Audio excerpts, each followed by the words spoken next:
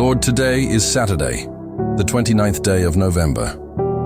As the weekend begins and the month nears its end, I thank you for your guidance, protection, and grace. Fill my heart with peace, renew my strength, and bless my family with joy and safety. Lord, lead my steps today, calm my thoughts, and let your favor surround everything I do. Amen. There's a rather curious thing about searching for awakening. The very fact that you're looking for it might be the only thing standing between you and recognizing it's already here. Have you ever noticed how we scan the horizon for signs of transformation, waiting for some grand cosmic thunderclap to validate our evolution, while the quietest revolution happens in the space between our thoughts? Most people miss it entirely. They're expecting fireworks. They're waiting for visions, for angels, for some dramatic rupture in the fabric of reality. But awakening doesn't announce itself with trumpets. It whispers. And sometimes it doesn't even whisper, it simply is. So here's what I want to share with you today. There are two signs, two unmistakable markers that reveal an awakened soul. And the paradox? They're so ordinary, so utterly simple, that nearly everyone overlooks them. But once you understand what to look for, you'll recognize the transformation that's been unfolding all along. Shall we begin? Now let's get something straight from the start. When we talk about awakening, we're not talking about becoming some sort of superhuman mystic floating 6 inches off the ground. We're not discussing the acquisition of special powers or the attainment of a permanent bliss state where nothing ever bothers you again. That's the mythology. That's the fairy tale we've been sold by cultures that have fundamentally misunderstood what this whole thing is about. Real awakening, if we can even call it that without making it into some kind of achievement, is much more subtle. It's a shift in perception. A change in the fundamental way you relate to existence itself. You see, you don't become awakened. You recognize that you've never been anything else. The whole search was based on a misunderstanding. Imagine a wave suddenly realizing it's made of water. Nothing changes about the wave. It's still rising and falling, still playing its role in the ocean's dance. But everything changes about how it experiences itself. The panic of isolation dissolves. The fear of annihilation evaporates. Because what is there to destroy? You can crash a wave, but you cannot destroy water. But here's what makes it invisible to most seekers. The awakened soul doesn't look like you think it does. In fact, it might look quite ordinary, might even look like you, right now, reading these words. Which brings us to the signs themselves. The first sign of an awakened soul is something you feel more than see. It's the complete dissolution of urgency. Not laziness, mind you. Not apathy or disengagement, but a fundamental release of the internal pressure that says, I must get somewhere other than where I am. You see, most of us live our entire lives in a state of chronic emergency. There's this background hum, this constant static that insists we're behind schedule. Behind on our spiritual development, behind on our worldly achievements, behind on becoming who we're supposed to be. We're racing towards some future moment when we'll finally be complete, finally be worthy, finally be enough. The awakened soul has stopped racing, not because they've given up, not because they've lost ambition or drive, but because they've seen through the fundamental illusion that they were ever going anywhere at all. Think about a river for a moment. Does the river rush anxiously toward the ocean? Is it desperate to arrive, panicked about being behind schedule? Of course not. The river flows. It moves naturally, effortlessly, encountering rocks and bends and occasionally even reversing direction in an eddy. But there's no urgency in it. The river is already complete in each moment of its flowing. This is what happens inside the awakened person. There's a recognition, not an intellectual idea, but a felt knowing that you are already home. You've never left home. There is nowhere to go and no one to become, because the you that you truly are has always been complete, whole, utterly adequate to this moment. The shift is extraordinary. Where once there was striving, now there's participation. Where once there was the constant measuring of progress, now there's simply the unfolding of what is. They still act. Oh, yes, they move through the world, make decisions, pursue goals. But underneath it all, there's no background panic, no voice screaming that if you don't hurry, you'll miss it. Because here's the secret. You can't miss it. You are it. And yet, this isn't passivity. It's something far stranger. It's a kind of engaged ease, a relaxed intensity. They're fully present, fully alive, often more creative and effective than they've ever been. But they're no longer doing it all to prove something, to become someone, to finally arrive at that mythical destination called awakened. The destination disappeared. And what remains is this: the effortless dance of being exactly what you are, moment by moment, without apology or explanation. Now, the second sign is perhaps even more subtle and infinitely more playful. The awakened soul has developed, or rather uncovered, a natural capacity to delight in paradox, to hold contradictions without needing to resolve them, to be many things at once without fragmenting into pieces. This is crucial, you see, because reality itself is paradoxical. Life is inherently contradictory. You are simultaneously everything and nothing, vitally important and completely insignificant, utterly unique and exactly the same as everyone else. Free will and determinism dance together. The universe is both meaningfully ordered and randomly chaotic. Most people find this absolutely intolerable. The mind wants consistency. It wants a solid identity, a fixed position, a clear story about who you are and how things work. The ego demands, are you serious or playful, spiritual or worldly, detached or engaged? Choose one.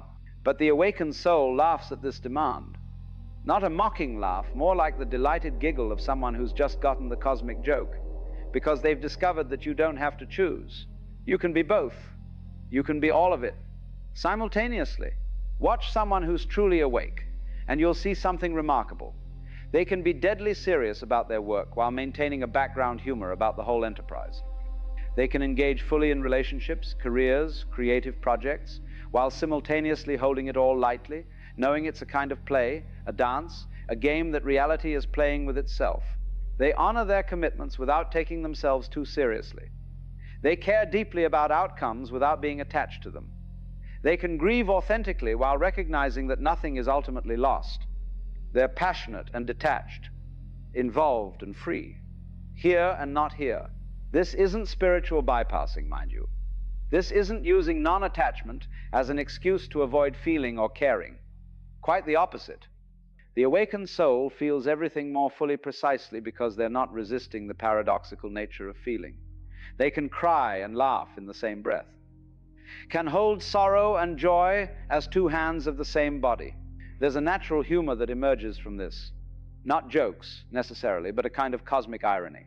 They see themselves clearly, see their own importance and their own absurdity, and somehow this dual vision creates a lightness, a freedom.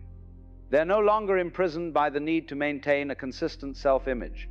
They can be wise and foolish, strong and vulnerable, teacher and student.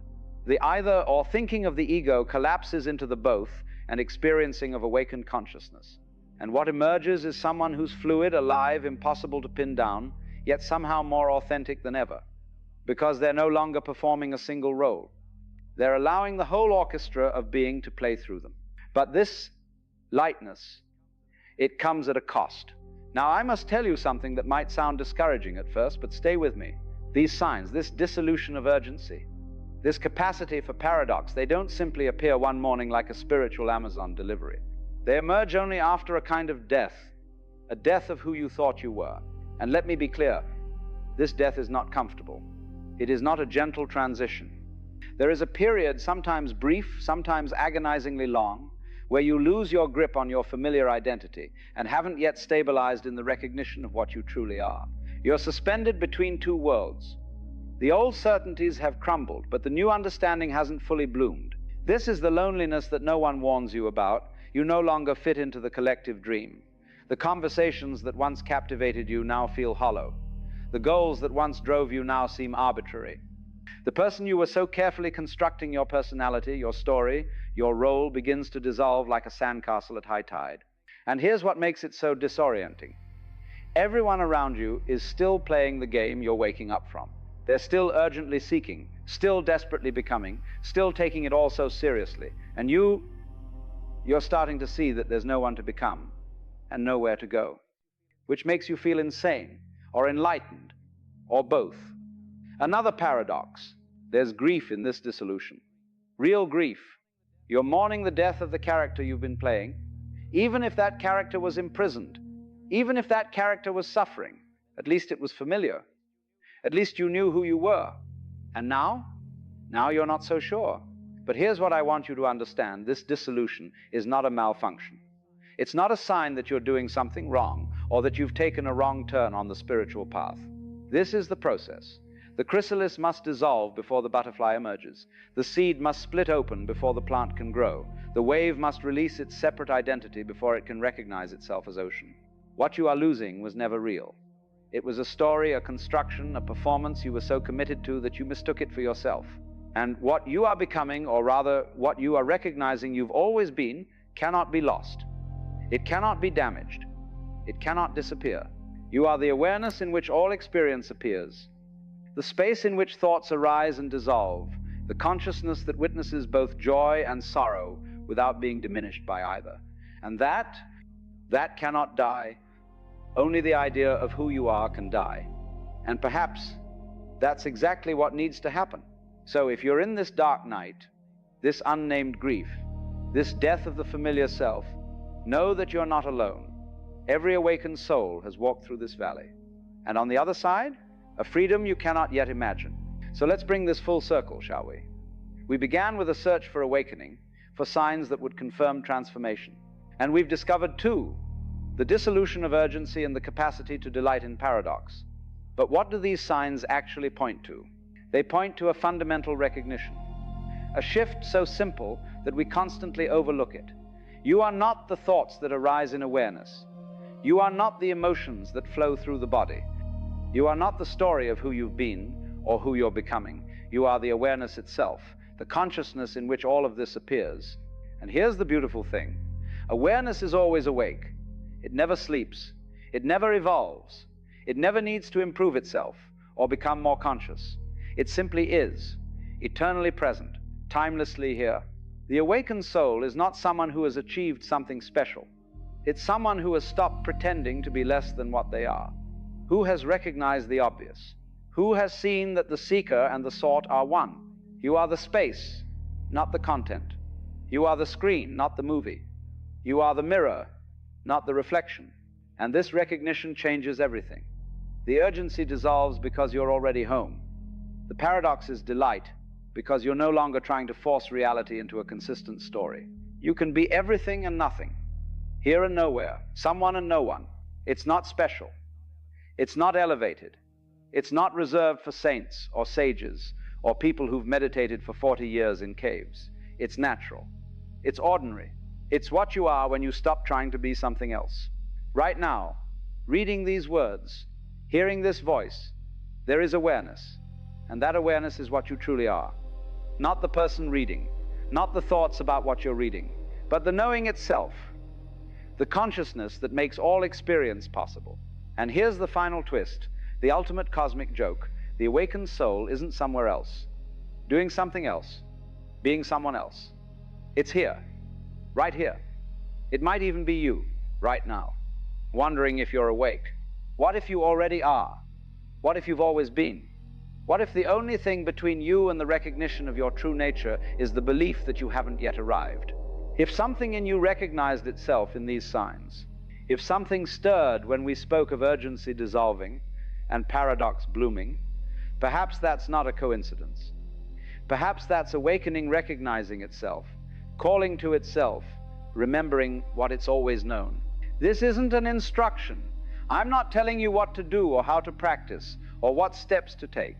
This is simply an invitation to look, to notice, to question whether the one who's searching for awakening might already be awake. For those who've already begun to wake up, for those who feel the old world dissolving and haven't yet stabilized in the new, know that you're not alone. We're here, all of us. The consciousness that's reading these words and the consciousness that wrote them. Same awareness, same presence, different expressions. And perhaps, just perhaps, the search for awakening is simply awakening, searching for itself.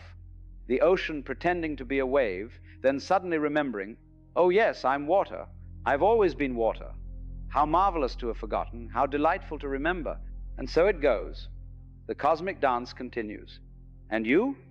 You're both the dancer and the dance itself. Hold up.